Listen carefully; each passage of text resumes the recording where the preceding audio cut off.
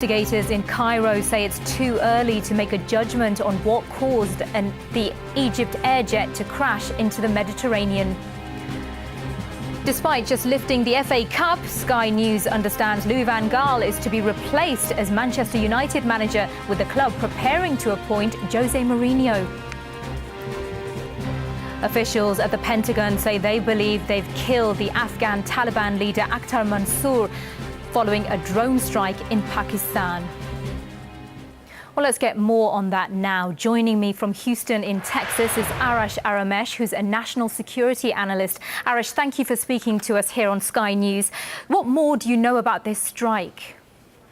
The Pentagon has not yet confirmed whether Mullah Mohammad Akhtar Mansour has been killed in this attack. The attack took place in the border regions of Afghanistan and Pakistan. That's the tribal areas in northern Pakistan, where a very heavy concentration of Pashtun tribal peoples live. Now, Mr. Akhtar Mansour took over the reins after Mullah Mohammad Omar, the original leader of the Taliban, was announced to be dead. After Mullah Mohammad Omar's death, Mullah Mohammad Akhtar Mansour, this man we're talking about today, did not have an easy time ascending to the top of the Taliban leadership pyramid. But what we know now is that an American drone attacked a vehicle driving in northern Pakistan with Mullah Akhtar Mansour in it, and probably another male combatant.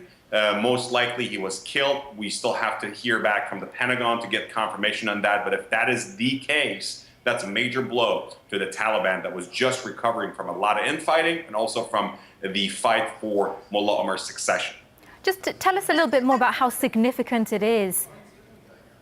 Mullah Akhtar Mansour was not just a spiritual and a figurehead, a spiritual leader and a figurehead. He was actually very much involved in operations, planning, organizational efforts. He was in many ways a thinking sort of operational brains of the Taliban.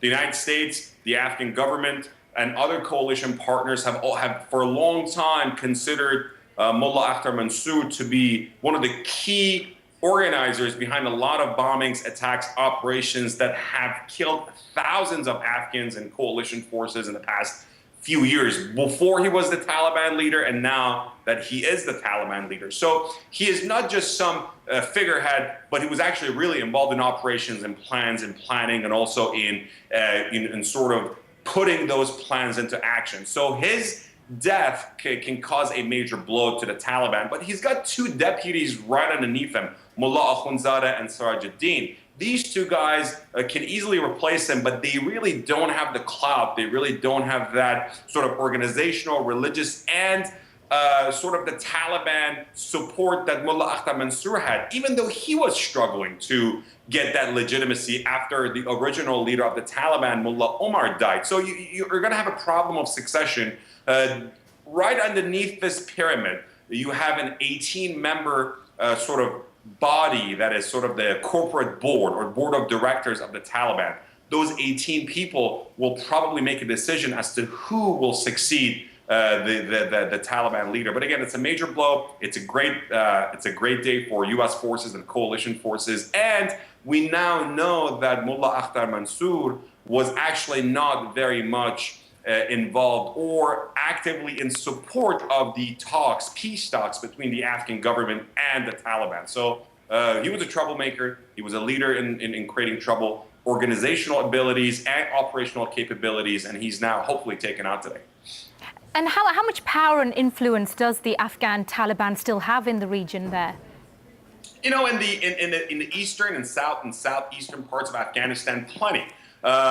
One thing that is going to come out is, and it's going to be a matter of controversy and a bit of tension, is exactly where this man was killed. Most likely, he was actually killed on Pakistani soil in Pakistani areas. Now, when the United States went out and justly killed Osama bin Laden inside Pakistani territory, the Pakistani government, was clearly unhappy about it. They claimed that their territorial sovereignty and integrity had been violated by the United States. But again, major parts of the Pakistani intelligence, Pakistani ISI, the Inter Service Intelligence, and the Pakistani military, not only hand-in-hand work with the Taliban, but they use the Taliban and other extremist groups, including the Haqqani network, to cause mayhem, to create trouble in Afghanistan. And they use them as their pawns to advance their own interests. Now, the U.S., if in fact the United States had actually killed Mullah Akhtar Mansour on Pakistani soil, either Pakistan knew about his presence,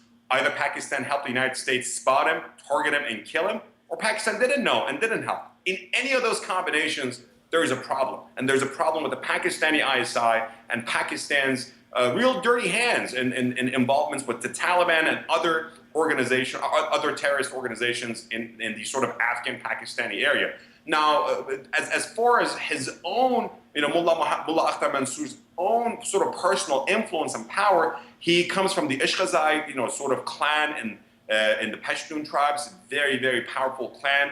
He was from Kandahar. He went to the Haqqani schools in Pakistan. Most Taliban leaders and most Taliban sort of operatives graduate from the Haqqani sort of Islamic madrasa. So he does hail from a pretty impressive background for a Taliban leader. But he never really had the power, influence, and the legitimacy of his predecessor, Mullah Omar. And even when he took over, and Mohammad Akhtar Mansour took over, he faced a sort of an insurgency and an opposition within the Taliban ranks. So the Taliban sort of split into two. There was a major cleavage that split into half, and some members of the Taliban followed somebody else, and the majority of the Taliban followed Mullah Akhtar Mansour. In addition to that, the Taliban is now facing not only a challenge from within, but also from the Islamic State. A lot of sort of radical Islamist fighters in that area go and fight and join the ranks of the Islamic State. We have seen sort of fights break out in the Taliban and the Islamic State. So, and this is not going to be an issue that's going to be solved by killing one leader. Taking out someone like Mullah Akhtar Mansour is a great thing. We should aggressively target leaders and those who sort of recruit, operate, organize, and put sort of operations into action. But again, this is going to be a long-term fight against terror, and this is going to be a long-term fight. And the most important thing we can do is to